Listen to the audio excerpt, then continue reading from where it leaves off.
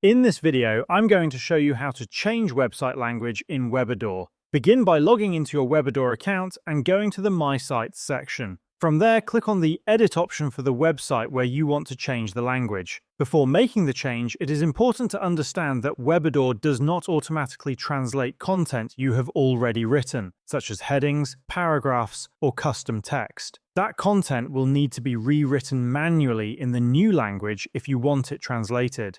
To change the language of the website interface, click on the Settings option at the top of the editor and then select the General Settings tab. In this section, you will see the Language option. Click on the Language drop-down menu to view the available languages. You can only choose from the languages provided by Webador, so select the one that best fits your needs. After selecting your preferred language, scroll down and click on the Save option to apply the change. Once the language is saved, return to the editor or open the Preview mode. You will notice that system-generated elements such as navigation labels, location names, submit buttons, and capture instructions are now displayed in the selected language. However, any content you previously added, including headings and paragraphs, will remain in the original language unless you manually update it. And this is how you can change website language in Webador.